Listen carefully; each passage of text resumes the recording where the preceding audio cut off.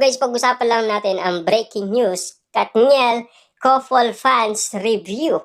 Siyempre guys, exclusive na pinag-uusapan ngayon ng mga Dilulu fans kung bakit may Kofol fans ang Katniel. Ayon umano guys sa balibalita, pingis na. Katniel, Kofol fans spotted sabay nakita ng mga Dilulu. Yan, ibig sabihin guys, nakakaalata na umano ang mga Dilulu fans. Kung bakit nga naman guys, puro sabay silang magsuot ng Kofol fans. At hindi lang yan guys, marami pang spotted umano kina Daniel Padilla at Catherine Bernardo. Kung bakit guys nagpaparamdam sila at kung bakit nalilito umano guys ang mga Dilulu fans kina Daniel Padilla at Catherine Bernardo. Sila lang kasi guys, yung mga hindi pa sang-ayon. Papaano nga naman kasi guys, nagbabardagulan sila sa social media. Pasikatan nga naman kasi sila ng kanilang idolo. Siyempre guys, no, pinapasikat umano ng mga fans ni Catherine Bernardo, si Catherine. At ganun din naman guys, ang mga fans ni Daniel Padilla, pinapasikat umano si Daniel Padilla. Kaya nga naman guys, hindi nila nalalaman umano ang tunay na nangyayari. Noon nalaman nga naman kasi nila guys na bakit sinusuot nila ang mga gamit nila noon na regalo nila sa isa't isa. Nagulat sila na parang katakataka kung bakit nga naman sila guys nananahimik ngayon. Dahil parang patay mali sila dahil sa kanilang nakikita. Akala nila guys, minumulto sila ng Katniel.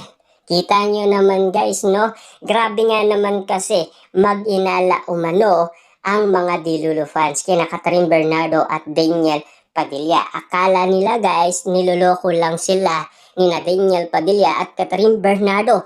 Pero totoo yun guys, kahit na ang balita, nalaman niya.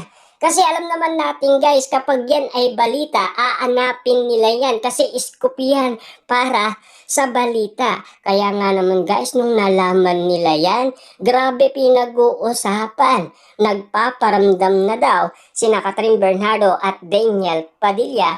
Pero ang mga Dilulu fans na dati ay excited at lalong-lalo na umaasa dati at kung ano-ano pa ang kinukwento nila sa social media para lamang magkasundo umano sina Catherine Bernardo at Daniel Padilla. Pero ngayon, mukhang hindi pa sila believe umano sa mga nakikita nila.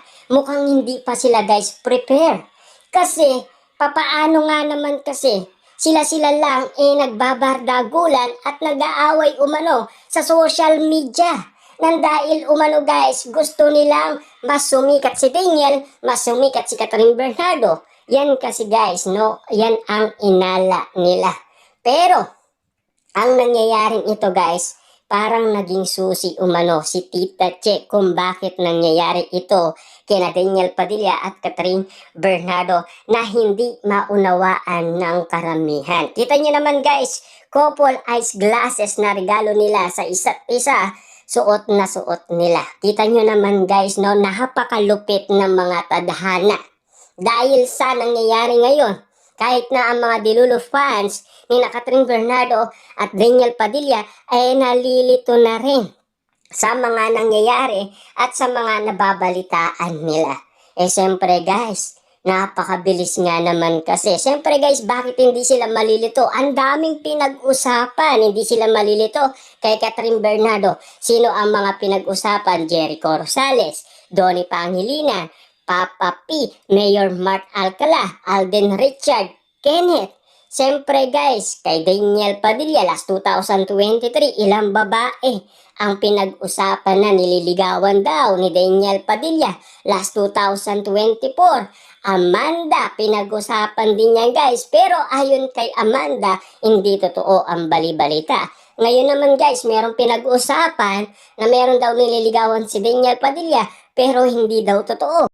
Single na single daw si Daniel Padilla. Ayon kay Carla Estrada, kita nyo naman guys kung bakit nalilito umano ang mga Dilulu fans dahil sa daming mga pinag-usapan na issue at intriga na exclusive na bali-balita umano kung bakit nga naman guys nagtataka sila at nagugulat at hindi sila sanay sa kanilang nababalitaan. Pero dati excited sila na magkaroon ng comeback ang Katniel. Pero ngayon guys, nakaisip ang bali-balita dahil alam naman natin ang ABS-CBN ay nag-isip ng throwback ng Katniel, ang movie at ang teleserye. Na ngayon guys, nalaman ng ABS-CBN kung bakit meron nangyayari sa Katniel. Kahit ang ABS-CBN guys, nalilito na rin. Kasi hindi niya alam kung anong label at kung ano ang meaning na ginagawa umano guys at pinapakita ni na Daniel Padilla at Catherine Bernardo na nais din nilang malaman kina Daniel Padilla at Catherine Bernardo. Siyempre guys, hindi pa sila nagsasalita pero ginagawa nila. Kapansin-pansin na yan guys kahit hindi sila magsalita, kung spotted naman nagkakaroon ng ganitong usapin, alam nyo na kung ano ang ibig sabihin nila.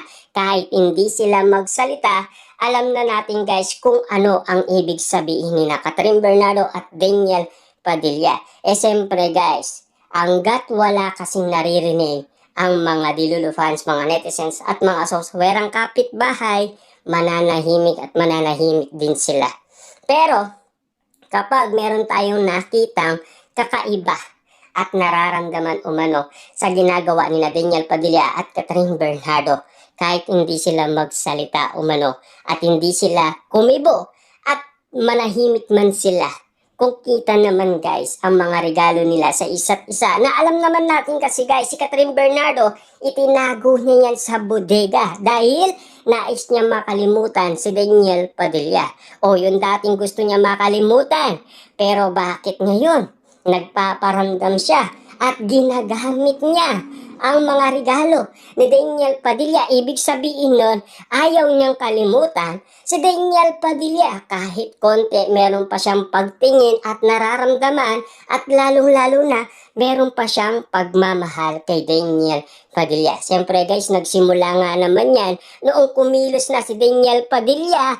After kumilos ni Daniel Padilla, si Catherine Bernardo naman ngayon ang kumikilos sa mga eksena ni Daniel Padilla.